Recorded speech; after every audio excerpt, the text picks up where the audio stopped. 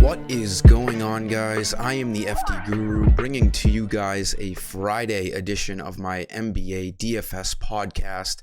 We have a nice 7-game main slate tonight. There's some great value out there already.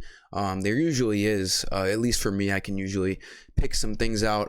And also, as usual, there's some questionable guys that we're going to have to wait on tonight.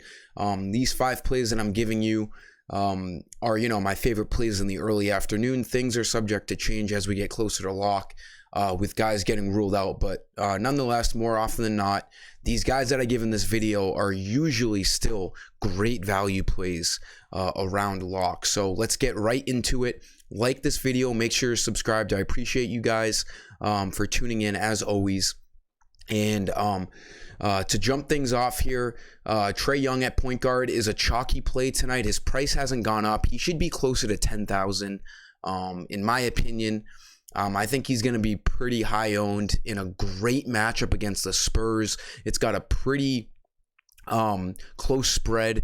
It's funny because the Spurs used to be a team you didn't want to target against. They used to run a really tight defense under Popovich, but that was back with like DeRozan on there, and then even before then with the big three with Duncan, Ginobili. Growing up my whole life, I always knew the Spurs were a good defense, and now they're like one of the worst in the league. They always have a huge over-under. It's like a 232 tonight. Trey Young has a great chance to get in the mid-40s to hit value tonight for fantasy points. He has 50-point upside for sure. And again, like I said, he should have some pretty high ownership. He's a guy you most likely don't want to fade in cash games tonight. He's a very, very strong play. Shooting guards, go back to Terry Rozier. He's also going to be a chalky play tonight. With Gordon Hayward going down for the Hornets, it just makes this rotation that much tighter in Charlotte. They really just run like PJ Washington off of the bench. They do Nick Richards too, the backup center for Plumlee. But other than those two guys off the bench, they run like a 7-man rotation. They did acquire Montrezl Harrell over the deadline. So he's going to cut into Plumlee in PJ Washington's minutes a little bit. I don't think he's going to play tonight. Either way, Rozier, any guard, is going to play a ton of minutes here. 6,400 is a fine price on him. He needs 32 fantasy points to hit value. He's averaging that on the year. He was like 80% owned against the Bulls last slate. He plays a ton of minutes. He shot so bad from the field. He was like well under 50%. He had wide open threes. I was watching that game. It was on ESPN, and he still almost hit value. 29 fantasy points. He shot the ball so terribly, but the usage is just there. He should have a better game tonight. He's going to play a ton of minutes. If you look at his game log, he's getting up towards 40 minutes every single game. Like I said, similar to the Toronto Raptors, these Hornets guys get run into the ground. Rozier never gets benched. You actually see LaMelo Ball get benched more often than Terry Rozier. The coach likes Rozier a lot. He'll be on the court. It's a great matchup against the Pistons. They're in Detroit. It's like a 7-point spread, so it shouldn't be a blowout, and it's got a pretty big over-under. So Rozier is a strong play. And then going into small forward, that Miles Bridges was also a very chalky play last slate against the Bulls. He also didn't play that well. He got no defensive stats. He got 1 steal, actually. But he usually fills it up. The game before that, 2 blocks, 3 steals. Game before that, 4 blocks. And he still got there. 37.5 fantasy points. He has 50-point upside like he did 2 games ago.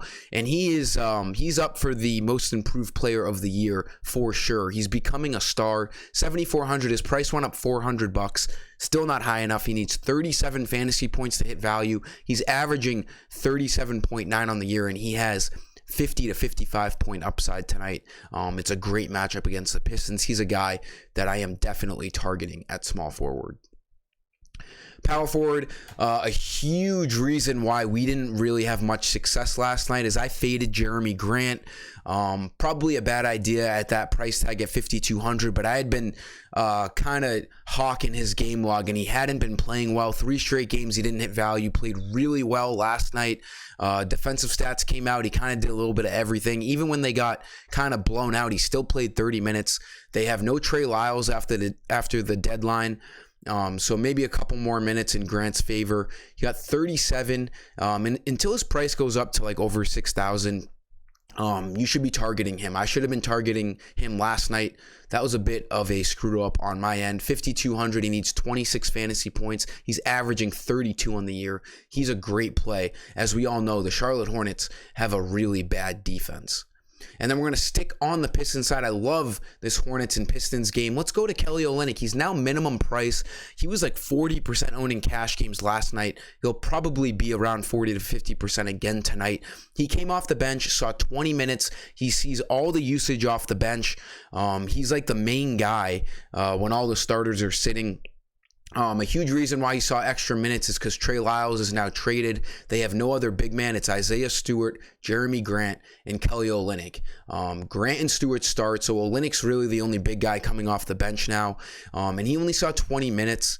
20 minutes is fine, but they did get blown out. We actually saw Luka Garza get some minutes last night. I think the Pistons coach was just trying to change things up and throw anyone out there. If the game's close here, I don't see Luka Garza really seeing any minutes. Olynyk is going to be that first guy off the bench. Minimum price. He hit value last night getting 19. He only needs 17 for value. And if he sees 20 to 25 minutes, he didn't have that good of a game last night.